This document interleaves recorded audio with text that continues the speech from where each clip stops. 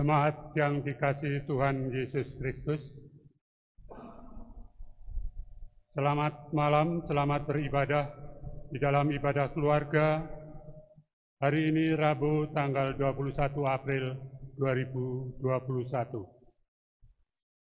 Mari kita siapkan hati dan pikiran kita untuk kita beribadah kepada Tuhan. Mari kita berdiri dan memuji Tuhan.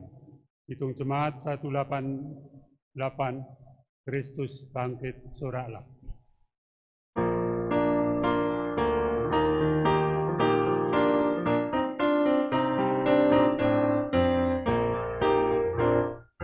Kristus bangkit soraklah, haleluya. Di surga bergema, haleluya. Berbalasan bersyukur, haleluya.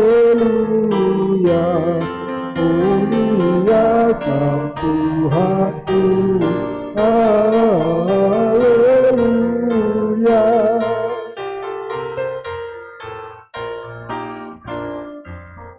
Ya kasih-Nya genap, haleluya. Kemenangan-Nya tetap, haleluya. Surya selamat jadi terang, haleluya. Takkan lagi terbenam, haleluya.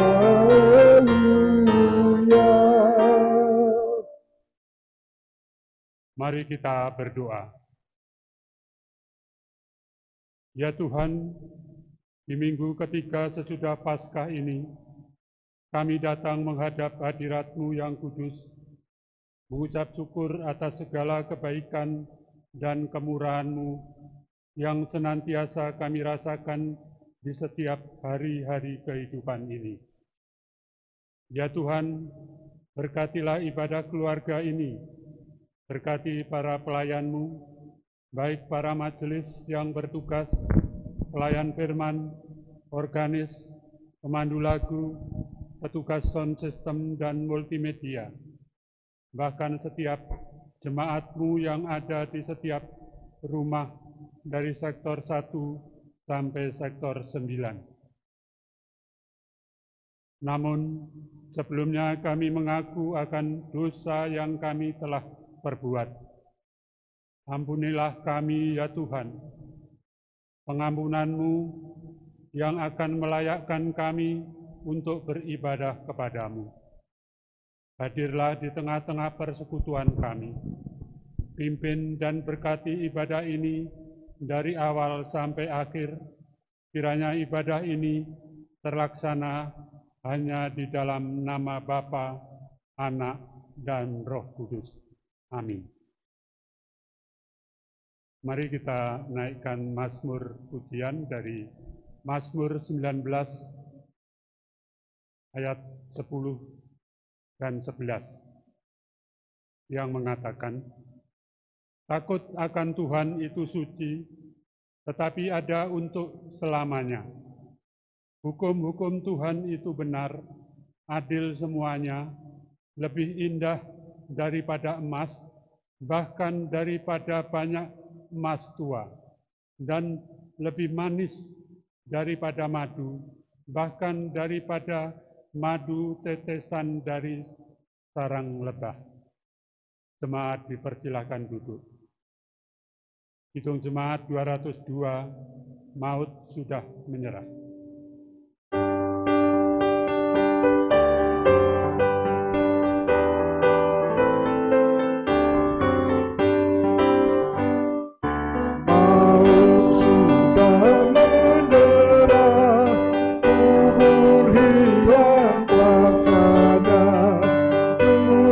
Selamatlah menang dalam sinar cemerlang, dalam sinar cemerlang.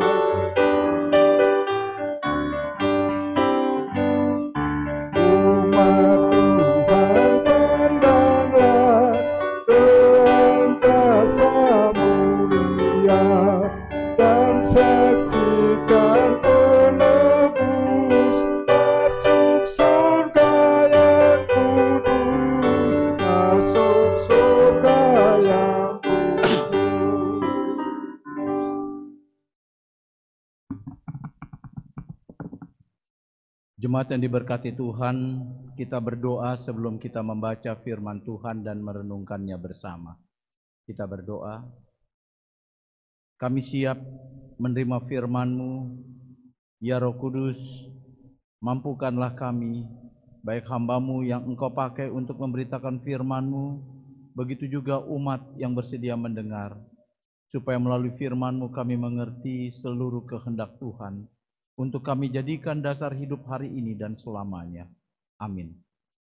Jemaat, marilah berdiri untuk mendengar pembacaan firman Tuhan yang hari ini dibaca dari Kisah Para Rasul pasal 9, ayatnya yang ke-7 sampai ke-9.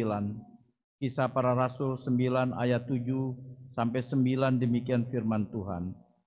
Maka termangu-mangulah teman-temannya seperjalanan, karena mereka memang mendengar suara itu, tetapi tidak melihat seorang juga pun. Saulus bangun dan berdiri, lalu membuka matanya, tetapi ia tidak dapat melihat apa-apa. Mereka harus menuntun dia masuk ke Damsyik. 3 hari lamanya ia tidak dapat melihat, dan 3 hari lamanya ia tidak makan dan minum. Demikianlah firman Tuhan, terpujilah Kristus. Haleluya. Haleluya, haleluya, haleluya. Silakan duduk. Jemaat yang diberkati oleh Tuhan Yesus Kristus, ketika Kaisar Claudius wafat pada tahun 54, maka naiklah anaknya yang bernama Nero menjadi kaisar. Kita tahu dalam catatan sejarah di Alkitab, khususnya Perjanjian Lama, Nero adalah kaisar yang sangat kejam terhadap pengikut-pengikut Kristus. Maka pada tanggal 19 Juli tahun 64, dicatat oleh sejarawan Romawi yang bernama Tacitus. Tacitus mencatat pada tanggal 19 Juli tahun 64 terjadi kebakaran yang hebat. Di kota Roma. Nah, kebakaran itu tentu menimbulkan pertanyaan, kenapa kota Roma tiba-tiba terbakar? Gedung-gedung yang bagus dan indah terbakar. Rupanya di balik itu semua, Kaisar Nero memang kaisar yang suka membangun bangunan-bangunan yang indah. Disinyalir atau diduga Kaisar Nero sengaja membakar bangunan-bangunan yang ada dan akan membangunnya kembali dengan bangunan-bangunan yang lebih indah. Dan tentu ini menimbulkan kemarahan dari rakyat atau masyarakat.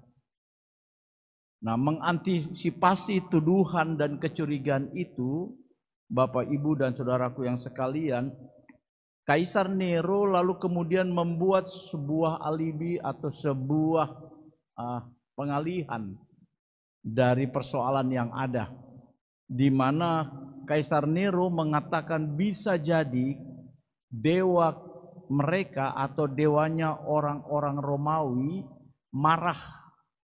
Dan kemarahan itu diwujudkan dalam bentuk membakar kota Roma. Dan kemarahan itu disebabkan karena ada orang-orang yang tinggal di kota Roma yang tidak mau taat atau tidak mau menyembah dewanya orang-orang Roma. Itulah alibi yang dipakai oleh Kaisar Nero. Nah, rupanya rakyat atau masyarakat termakan dengan apa yang dikatakan oleh Kaisar Nero. Mereka percaya kebenaran itu. Karena memang pada zaman kekaisaran Romawi, bahwa kaisar itu dianggap titisan dari dewa. Jadi seorang kaisar bukan manusia biasa, dengan kata lain, mereka adalah titisan dari para dewa-dewa. Sehingga apa yang dikatakan Nero bahwa kebakaran itu karena kemarahan dewa, karena ada orang-orang yang tidak mau menyembah dewa mereka itu dianggap kebenaran. Dan siapa orang itu? Siapa kelompok itu? Siapa golongan itu? Ya, dengan mudah dijawab, golongan itu adalah golongan orang-orang Kristen atau pengikut-pengikut Kristus. Sebagai akibatnya Bapak Ibu dan sekalian, orang Kristen pada waktu itu banyak yang ditangkap. Tanpa diadili, mereka dihukum. Nah, hukumannya juga mengerikan kalau kita baca sejarah yang dicatat oleh sejarawan dari orang-orang Romawi. Orang Kristen itu ditangkap lalu dia dikasih baju yang terbuat dari kulit hewan. Jadi kalau orang bisa menangkap singa atau macan, dikuliti, kulitnya dipakaikan kepada manusia atau orang Kristen, lalu orang Kristen itu dilepas di gelanggang yang di situ juga akan ada binatang buas. Nah, sehingga binatang buas ini mencium dengan sendirinya baju yang dipakai oleh orang Kristen itu. Apalagi binatang buas ini sebelum diberikan manusia-manusia masuk dalam gelanggang, itu biasanya sudah 3-4 hari tidak dikasih makan. Jadi laparnya teramat sangat. Nah, seperti itulah kematian mengerikan yang dialami oleh pengikut-pengikut Kristus. Diterkam, dimakan binatang buas. Lalu ada lagi cara penyiksaan atau penghukuman yang mengerikan. Nah, si Kaisar Nero ini suka membuat taman yang indah. Dan di taman itu diadakan pesta pada malam hari ini. Dihadirkan sirkus dalam istilah sekarang. Orang-orang yang punya keterampilan ditampilkan dan mereka berpesta. Nah, yang menjadi menarik adalah penerangan itu diambil dari tulang-tulang. Jadi orang-orang Kristen yang dibunuh dipatahkan tulangnya lalu diikat dengan benda tertentu, kain tertentu dicelupkan lalu dibuat penerangan. Sehingga katakanlah taman itu terang benderang. Ternyata tulang-tulangnya itu ya dari orang-orang Kristen yang ditangkap dan dibunuh. Bapak Ibu dan saudara sekalian dapat gambarkan penderitaan, kengerian yang dialami pengikut Kristus pada abad pertama. Tetapi yang menarik adalah sekalipun penderitaannya teramat luar biasa seperti itu, toh tetap kekristenan tumbuh. Toh tetap anak-anak Tuhan bertahan. Di mana letak kekuatan dari anak-anak Tuhan itu? Kalau mengandalkan manusia saja Bapak Ibu, kecenderungan kita cari selamat sendiri. Bapak Ibu yang mengikuti khotbah saya pada hari Minggu tanggal 18, saya kasih 2 contoh kan. Jemaat saya sendiri mau menyangkal identitasnya sebagai orang Kristen hanya supaya mendapatkan sebuah pekerjaan. Sampai menyangkal dia orang Kristen, bayangkan. Ini mungkin satu contoh dari banyak contoh anak-anak Tuhan ada yang malu menyatakan identitas keimanannya sebagai orang Kristen. Bahkan bukan hanya malu, takut kalau saya ketahuan Kristen, saya tidak dapat pekerjaan, saya tidak bisa dapat promosi jabatan, saya tidak punya ini dan itu. Jika tidak sedikit anak-anak Tuhan menyembunyikan imannya, bahkan menyangkal imannya. Tidak mengapa karena semua orang pada akhirnya akan mempertanggungjawabkan pada Tuhan. Tapi apakah dengan tindakan seperti itu lalu kekristenan akan punah dan hilang? Tidak. Seperti ungkapan mengatakan, seperti rumput semakin dibabat, dia semakin merambat. Coba kita lihat rumput, semakin dibabat, apakah dia hilang? Tidak, dia pada saatnya akan tumbuh lagi. Dikasih obat, 3 bulan kemudian dia tumbuh lagi. Diarit, dibakar, nanti dia tumbuh lagi. Seperti itulah anak-anak Tuhan. Dalam pembacaan kita pada hari ini diceritakan bahwa Paulus ketika masih bernama Saulus dengan penuh semangat mengejar anak-anak Tuhan, bukan saja di Yerusalem yang menjadi pusat dari kekristenan, tetapi sampai ke Damsyik. Saulus ingin menangkap anak-anak Tuhan, menghukumnya dan menyiksanya dengan harapan supaya pengajaran berita tentang Yesus Kristus sebagai juru selamat tidak lagi berkumandang atau tidak lagi tersiar. Supaya jangan orang percaya menurut Saulus itu cerita kebohongan. Sehingga dalam pembacaan kita itu, Bapak Ibu, kita lihat dan saudaraku bagaimana Saulus dengan semangat. Tetapi apa yang terjadi? Di tengah jalan tiba-tiba ketika mereka masuk pintu gerbang Damsyik, ada cahaya besar yang pada akhirnya membutakan mata daripada Saulus. Ketika itulah terdengar suara sebenarnya. Saulus, Saulus, mengapa engkau menganiaya aku? Lalu Saulus bertanya, siapa engkau? Lalu saudara mengatakan, akulah Yesus, Tuhan dari umat yang engkau aniaya itu.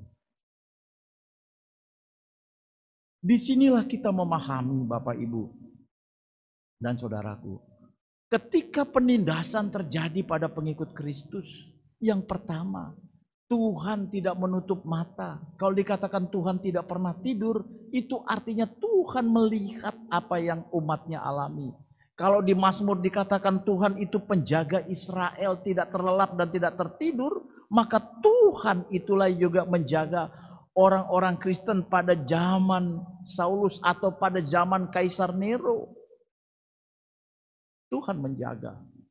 Bahkan Tuhan berbuat pada akhirnya. Itu yang pertama. Yang kedua, kita lihat Saulus akhirnya dirubah orientasinya melalui suatu proses di mana dia menjadi buta. Orientasi yang awalnya adalah membunuh orang Kristen, menganiaya orang Kristen, tetapi ketika dia mengalami kebutaan, dia bertumbuh dengan Tuhan, orientasinya dirubah. Sehingga nanti ketika Saulus sudah dapat melihat, dia bukan lagi berorientasi untuk membunuh anak-anak Tuhan, tapi justru dia menjadi pemberita-pemberita Injil Tuhan. Sehingga nanti murid-murid Yesus dan yang lainnya menjadi curiga ketika Saulus hadir sebagai Paulus. Karena mereka takut jangan-jangan ini akal bulus tipu muslihat. Tapi tidak. Sudah dirubah orientasinya melalui proses. Begitu juga sebenarnya pada zaman Kaisar Nero. Beberapa kaisar kemudian nanti Romawi menerima kekristenan sebagai agama resmi. Dan sekarang kita tahu kan Italia menjadi pusat dari gereja Roma Katolik. Itu cara Tuhan membangun kerajaannya melalui penderitaan yang luar biasa, tapi menunjukkan kuasa yang luar biasa. Apa yang mau kita renungkan dari firman ini? Yang kita mau katakan begini, firman Tuhan mengatakan Bapak Ibu, pekerjaan Tuhan tidak bisa digagalkan oleh manusia. Pekerjaan Tuhan tidak bisa digagalkan manusia. Manusia boleh berupaya dengan cara apapun menggagalkan pekerjaan Tuhan supaya berita keselamatan ini tidak tersiar, terkabarkan. Kabar sukacita ini pada akhirnya hilang. Tidak bisa. Sejarah gereja sudah membuktikan. Semakin dibabat, semakin bertumbuh dan merayap. Pekerjaan Tuhan akan terus berkumandang karena kuasa kebangkitan Kristus yang menjadi dasar. Dalam kuasa kebangkitan itu segala kuasa dikalahkan. Oleh karena itu sebagai orang Kristen, kalau kita sekarang mengalami ketidakadilan misalnya karena iman kita, atau mengalami penolakan di tengah masyarakat, atau kita mengalami ejekan dan sebagainya, jangan putus asa. Jangan menyerah.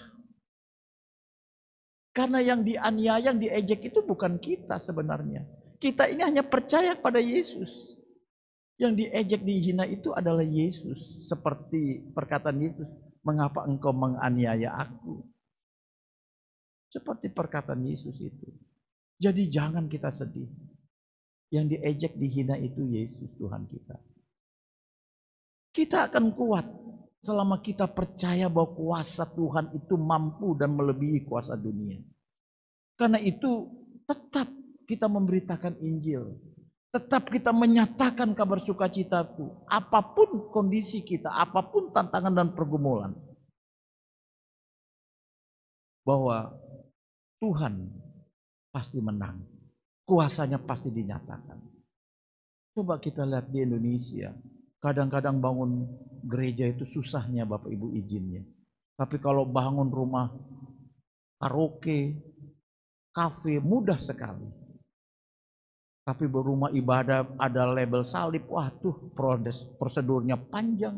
Sudah ada prosedurnya kadang tidak disetujui. Yang sudah ada kadang dibakar, bahkan terakhir selalu jadi sasaran bom.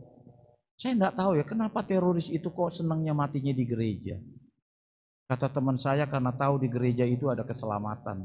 Jadi matinya itu di gereja. Kata teman saya begitu. Dan saya pikir-pikir jangan-jangan benar juga ya.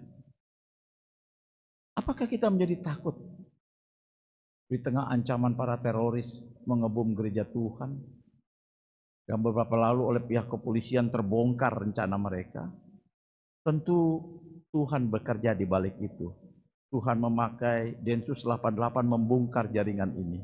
Sehingga maksud jahat mereka terhadap kita anak-anak Tuhan ketahuan lebih awal. Ini kan cara Tuhan. Karena itu Bapak, Ibu, dan Saudaraku, mari kita tetap berdiri kokoh. Karena kan Tuhan Yesus pernah bilang sama Petrus, Petrus, di atas batu karang inilah aku dirikan umatku. Di atas batu karang. Batu karang itu adanya di pantai Bapak Ibu dan Saudaraku. Batu karang itu setiap detik dihantam oleh gelombang. Artinya selalu akrab dengan yang namanya hantaman ombak. Begitu juga kehidupan anak Tuhan di tengah dunia ini. Pasti hantamannya banyak, serangannya banyak. Tapi kita adalah batu karang yang kuat dan kokoh. Karena Yesus itu dikatakan batu karang yang teguh bagi kita. Mari kita percaya bahwa Tuhan menopang kita. Kalau ada orang yang tidak suka pada kita benci, kita doakan supaya seperti Saulus dia diproses oleh Tuhan, lalu orientasinya dirubah. Kita doakan saja orang yang mengebom kita atau yang menghalang-halangi kita untuk bersekutu, kita doakan. Kita berharap orang-orang ini pada akhirnya dipakai Tuhan seperti Saulus akhirnya dipakai Tuhan. Tidak mustahil kan Bapak Ibu dan Saudara sekalian? Tidak mustahil. Tapi bagi kita, kita jaga iman kita. Jangan kita kalah. Tetaplah bersaksi. Tuhan menyertai kita semua. Amin. Kita aminkan firman Tuhan. Hai langit, pasanglah telingamu.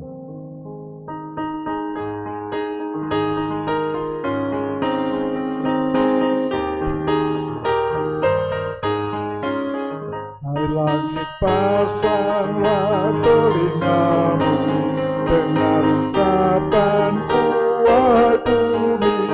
Semoga firman tumbuh di hatimu, laksana pohon akan berputih. Walau umatnya didapat tinggal, hidup sengsara di ketandusan, Tuhan berkat kasih kurnia-Nya yang memberikan keselamatan. Mari kita berdoa. Tuhan, seperti firman-Mu yang memberi kami pengertian dan hikmat bahwa memang ada kuasa kegelapan yang tidak suka kepada kami umat-Mu yang percaya kepadamu. Mereka berupaya untuk menggagalkan kesaksian iman kami di tengah dunia, untuk memberitakan Yesus Kristus adalah Tuhan dan Juru Selamat. Seperti Saulus yang berupaya menangkap umat-Mu, seperti Nero yang berupaya membakar, membunuh umat yang percaya kepadamu di Roma. Tapi kami percaya Kuasa Tuhan kami melebihi kuasa mereka. Saulus bertemu dengan engkau dan dia menjadi buta, dan engkau rubah orientasinya. Dan akhirnya ketika dia dapat melihat, mereka bukan menjadi Saulus yang membunuh, tetapi menjadi Paulus yang memberitakan firman-Mu. Dan kami percaya kuasa-Mu itu tetap sama dan tidak berubah. Ketika kami gereja-Mu saat ini mengalami banyak tantangan, penolakan, penindasan, ketidakadilan, cemoohan, ejekan, tapi kami percaya Tuhan yang menjaga kami tidak pernah tertidur. Dan itu kuatkan kami dan gereja-Mu untuk tetap memberitakan karya keselamatan-Mu Tuhan. Bahkan sebagai umat Kristen, kami kadang tidak memiliki jabatan karena kami adalah umat-Mu, bukan karena kami tidak berkualitas. Tapi kami percaya bahwa berkat yang kami peroleh adalah berkat yang kami cari dalam Tuhan. Jabatan, kekuasaan bukan segala-galanya. Yang menjadi segala-galanya adalah Tuhan. Karena itu kami tidak akan kecewa ketika dunia menolak kami, karena kami tahu Tuhan menyambut kami. Kuatkan gereja-Mu dan orang percaya dalam kesaksian iman kami, memberitakan Yesus yang sudah bangkit, yang sudah menang atas kuasa dosa dan maut, yang menawarkan keselamatan bagi orang yang percaya kepada-Mu. Saat ini kami berdoa bagi gereja GPB Jemaat Bukit Kasih, Tuhan berkati. Dalam tugas panggilan pengutusan kami di tengah masyarakat di mana kami Engkau hadirkan. Kiranya kami dapat menjadi saksi dalam pelayanan di tengah jemaat dan juga masyarakat. Supaya semua mengerti bahwa Tuhan kami adalah Tuhan yang penuh cinta kasih. Berkati program yang sudah kami laksanakan dan akan kami laksanakan, kiranya kami mampu terus menjalankannya karena Tuhan. Kami berdoa bagi semua pelayan-Mu, baik hamba, pendeta Ana dan pendeta emeritus Benaji Simon, dan juga rekan-rekan diakan dan penatua.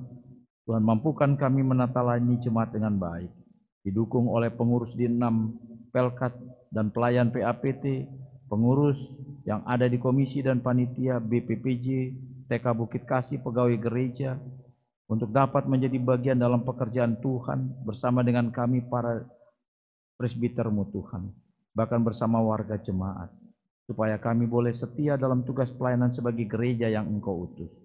Kami sedang menyelesaikan pembangunan dari TK Bukit Kasih.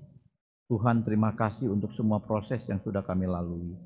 Kami sudah ada pada tahap akhir, yaitu untuk pemasangan keramik yang juga hampir selesai, dan juga pengecetan, bahkan pemasangan jendela dan sebagainya yang masih membutuhkan dana yang tidak sedikit.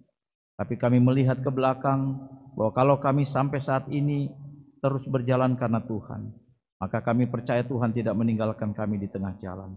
Tuhan akan membantu kami untuk menyelesaikannya. Karena itu Tuhan, ketuklah hati jemaat siapapun untuk mengambil bagian. Seberapapun yang mereka bisa lakukan, biarlah mereka lakukan bukan untuk Bukit Kasih, tetapi untuk Tuhan yang empunya Bukit Kasih ini. Supaya apa yang mereka lakukan menjadi bagian kami membangun kesaksian iman melalui gereja-Mu, melalui pelayanan Yayasan Yapendik Bukit Kasih Tuhan. Kami berdoa bagi panitia yang mengupayakannya, Tuhan berkati. Kiranya semua diberi hikmat, kesabaran, dan keuletan dalam melaksanakan tugas. Kami berdoa Tuhan bagi setiap kami keluarga lepas keluarga, sektor 1 sampai sektor 9, atau siapapun yang menyaksikan siaran dari Bukit Kasih ini. Terima kasih untuk semua berkat yang Engkau nyatakan bagi keluarga kami. Kami menimba berkat, rezeki, kesehatan, keselamatan, hingga kami berkecukupan sampai saat ini. Tuhan, tetaplah Engkau menjadi sumber berkat kami, keselamatan, sukacita, dan damai sejahtera-Mu. Dan kami rindu juga memiliki hati yang takut akan Tuhan, keluarga yang takut akan Tuhan. Sehingga melalui keluarga kami juga bersaksi tentang Engkau, sehingga melalui keluarga kami nama-Mu dipermuliakan. Tuhan tahu pergumulan kami, mari Tuhan tolong. Tidak cukup kekuatan kami menopang pergumulan itu. Karena itu biarlah pertolongan-Mu, penyertaan-Mu yang memampukan kami melihat seluruh harapan yang ada di dalam Tuhan. Bahkan setiap harapan yang ingin kami wujudkan dalam semua cita-cita dan kerinduan, Tuhan juga tolong. Berkati anak-anak kami dalam pendidikan, agar mereka dapat menyelesaikan pendidikan di masa pandemi dengan tetap berkualitas. Berkati anak-anak kami dalam pertumbuhan di masa pandemi, supaya mereka juga tetap sehat jasmani dan rohani. Berkati anak-anak kami yang sedang mencari pekerjaan, Tuhan tolong buka jalan yang terbaik sambil mereka percaya Tuhan adalah penolong mereka.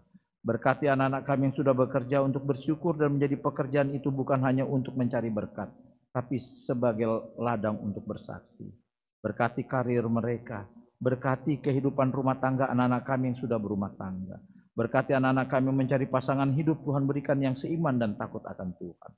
Jauhkan anak-anak kami dari pergaulan yang salah, supaya mereka tetap menjadi generasi yang melanjutkan kesaksian iman dalam Tuhan. Kami berdoa bagi jemaat yang saat ini sedang sakit di rumah atau di rumah sakit atau dalam pemulihan. Mari Tuhan pulihkan dan sembuhkan. Kami berdoa juga Tuhan untuk bangsa dan negara kami, Tuhan berkati. Supaya Indonesia tetap Indonesia yang damai, rumah bersama dalam perbedaan suku, agama, dan sebagainya. Tuhan jaga dan lindungi bangsa kami dari orang-orang yang tidak menyukai Kebinekaan Tunggal Ikaan. Tuhan berkati bangsa kami berupaya mengatasi pandemi virus corona dengan segala upayanya. Bersama dengan kami, rakyat dan khususnya umat-Mu, kami boleh menopang semua program pemerintah mengikuti prokes kesehatan yang terbaik untuk kesehatan kami semua. Tenaga medis yang berupaya, Tuhan juga berkati. Biarlah mereka semua dilindungi dan diberkati Tuhan. Akhirnya hamba juga berterima kasih, bersyukur untuk rekan-rekan yang mendukung pelayanan hari ini, baik presbiter yang bertugas, organis, pemandu lagu, petugas sound system. Inilah persembahan kami yang walaupun kami melakukannya dengan seluruh apa yang bisa kami lakukan, tapi semua itu tidak akan pernah dapat menandingi kebaikan Tuhan. Tapi kami percaya bahwa jerih payah kami ladang-Mu tidak akan sia-sia, Tuhan yang memberkati. Inilah doa kami, sempurnakan dan kehendak kami yang jadi kehendak-Mu saja. Hanya di dalam nama Tuhan Yesus yang sudah mengajar kami berdoa. Bapa kami yang di surga, dikuduskanlah nama-Mu. Datanglah kerajaan-Mu, jadilah kehendak-Mu di bumi seperti di surga. Berikanlah kami pada hari ini makanan kami yang secukupnya. Dan ampunilah kami akan kesalahan kami seperti kami juga mengampuni orang bersalah pada kami. Dan janganlah membawa kami ke dalam pencobaan, tapi lepaskanlah kami daripada yang jahat. Karena Engkaulah yang mempunyai kerajaan dan kuasa dan kemuliaan sampai selama-lamanya. Amin.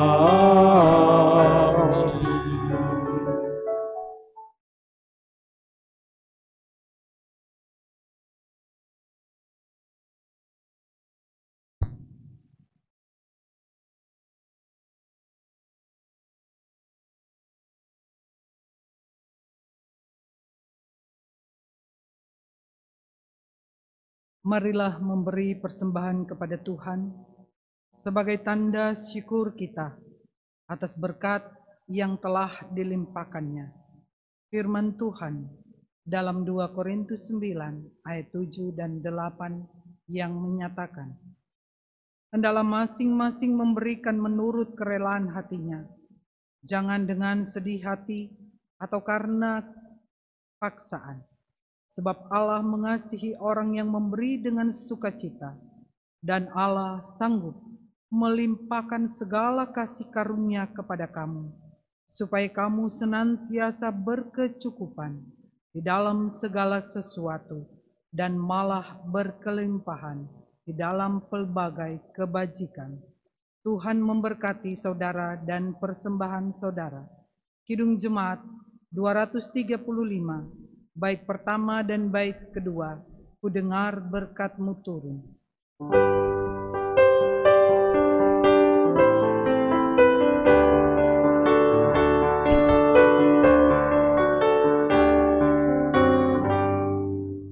Ku dengar berkat-Mu turun, bagai hujan yang lebat, menghidupkan padang gurun dan menghibur yang penat. Aku pun ya berkati aku pun.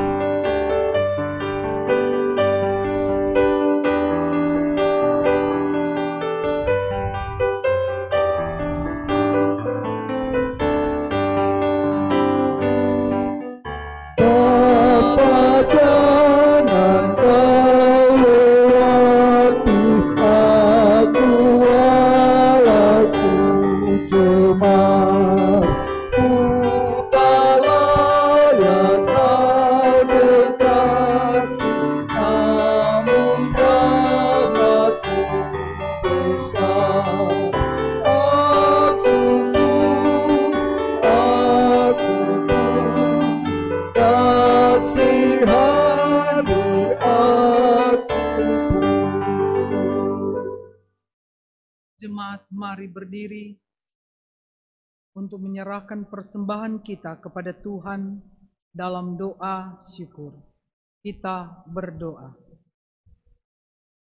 Allah Bapa Maha Baik, kami mengaku dan percaya bahwa setiap pemberian dan anugerah yang sempurna berasal daripadamu. Apa yang telah kami berikan dengan hati tulus, penuh rasa syukur ini pun bersumber dari kasih Bapa yang sempurna melalui Yesus Kristus.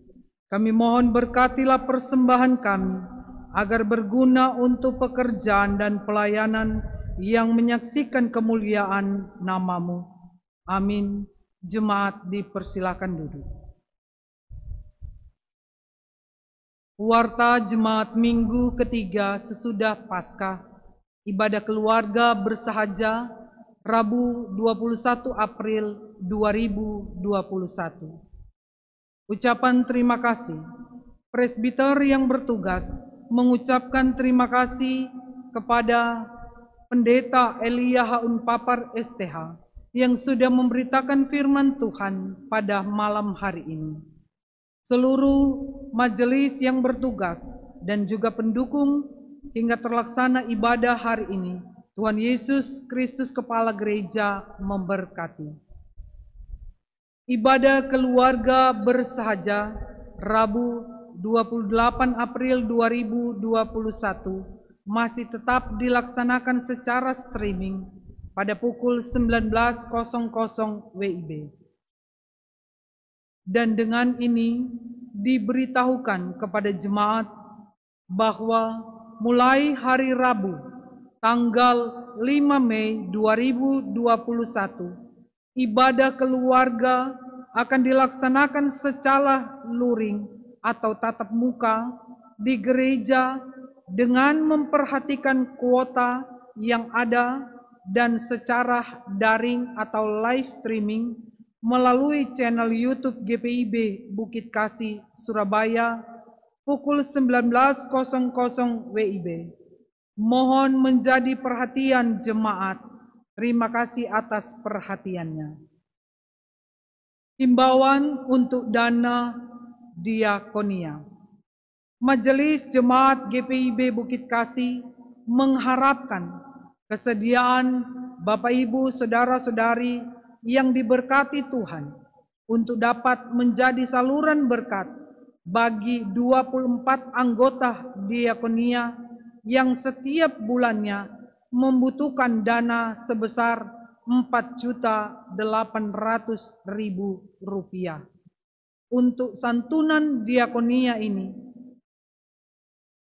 disalurkan bagi seluruh Bapak Ibu dan saudara-saudara dan akan diserahkan langsung kepada kolektan-kolektan diakonia yang ada di setiap sektor pelayanan atau kepada korsek-wakorsek atau membawa langsung dalam ibadah minggu dengan mengisi pada amplop diakonia yang kami sediakan di meja depan gereja, atau juga dapat ditransfer melalui rekening bank GPIB Jemaat Bukit Kasih Surabaya.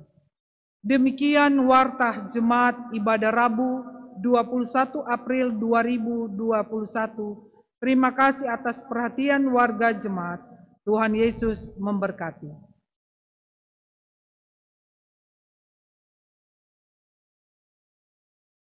Jemaat yang diberkati Tuhan, marilah berdiri.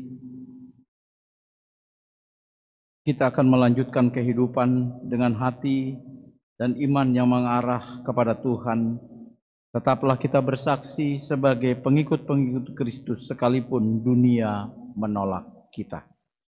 Kita memuji Tuhan dari Kidung Jemaat 413 bait pertama dan kedua, Tuhan pimpin anak-Mu.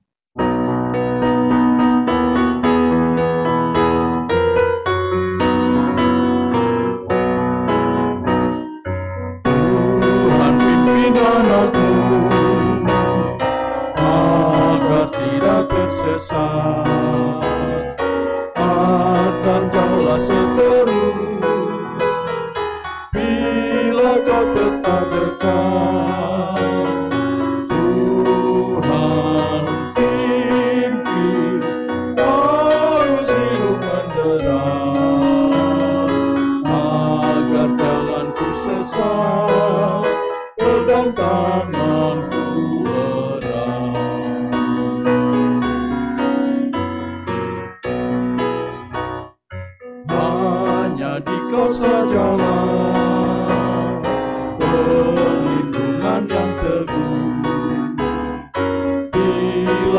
hidup menekan, Kau harapanku penuh.